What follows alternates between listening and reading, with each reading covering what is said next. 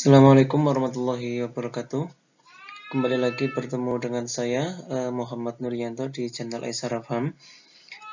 Pada video kali ini kita akan membahas tentang desain penelitian faktorial atau bisa kita sebut dengan percobaan faktorial. Nah, ini seperti apa?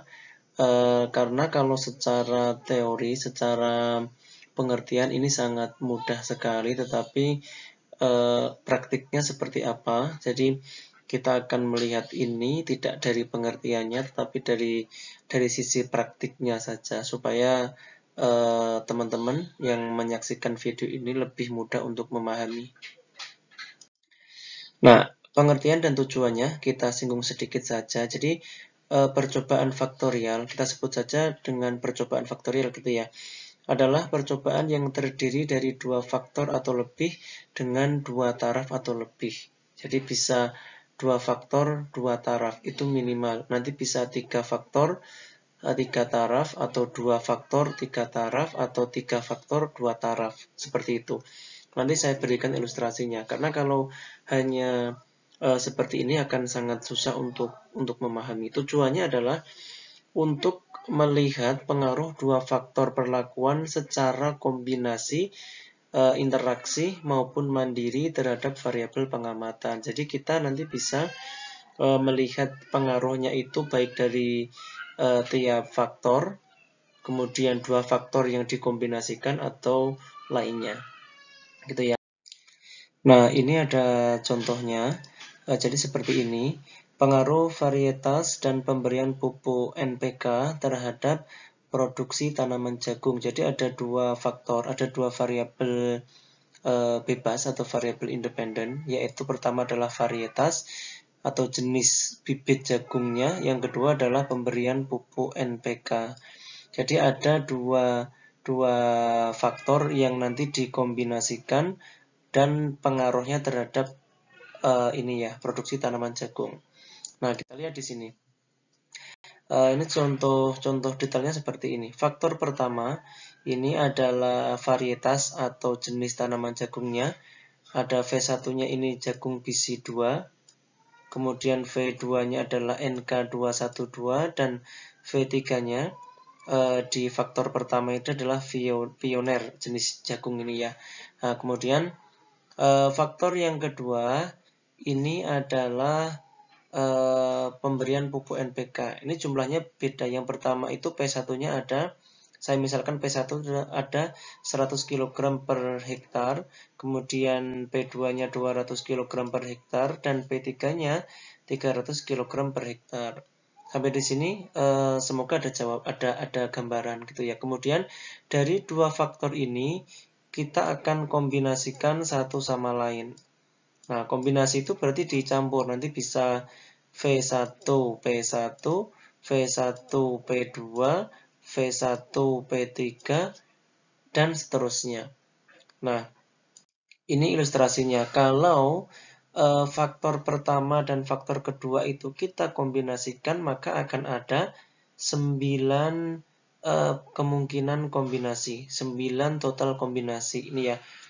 V1 P1, V1 P2, V1 P3, ada 3. Kemudian V2 P1, nah jadinya seperti ini.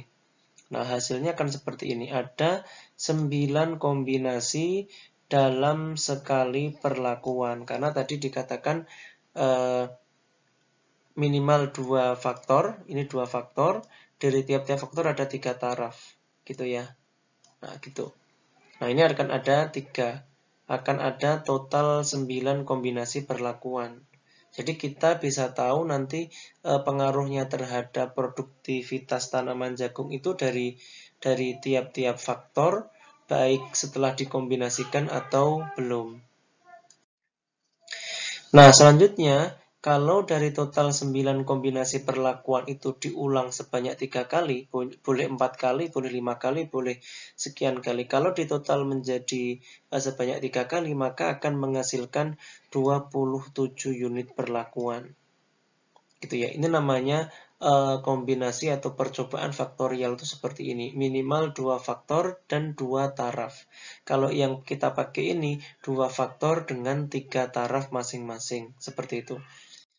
Nah, ini adalah percobaan RAL faktorialnya, 9 kombinasi perlakuan, diulang 3 kali kan akan ada 27. Ini diacak secara lengkap, ini pengacakan dilakukan secara lengkap pada seluruh plot percobaan, maka nanti bisa hasilnya seperti ini. Ini kita acak, dari 27 perlakuan ini kita acak jadinya seperti ini. Atau boleh kita acak dalam kelompok, nanti akan jadinya seperti ini. Nah, gitu ya. Setiap perlakuan hanya muncul sekali dalam setiap kelompok. Nanti akan menjadi seperti ini. V3, P1 ini kalau dilihat semuanya akan bisa kita temukan di sini. Nah, tujuan dari percobaan faktor ini adalah kita bisa mencari tahu pengaruh faktor-faktor dalam percobaan terhadap variabel dependennya, seperti itu, baik secara mandiri ataupun secara kombinasi gitu. Jadi kalau ini kan berarti V1 P1 berarti jenis apa tadi? V1-nya kan BC2, P1-nya 100 kg per hektar. Nah, pengaruhnya akan seperti apa terhadap produktivitas tanaman jagung. Kemudian yang ini BC2 dengan misalnya ini ya. Yang ini BC2 dengan dosis 200 kg per hektar akan memberikan pengaruh terhadap produktivitas tanaman jagung seperti apa. Kalau yang ini V1 P3 berarti ini BC2 dan 300 kg per hektar, pengaruhnya akan seperti apa. Nah, dari sini kita tidak hanya melihat, kalau biasanya di desain penelitian korelasional itu kan kita hanya bisa melihat adakah pengaruhnya atau tidak. Kemudian pengaruhnya signifikan atau tidak. Kan hanya seperti itu. Tetapi kalau di sini kombinasi dari tiap faktor itu dan tiap taraf pada masing-masing faktor itu bisa kita lihat. Seperti itu. Semoga ada gambaran. Terima kasih. Sekian dari saya. Assalamualaikum warahmatullahi wabarakatuh.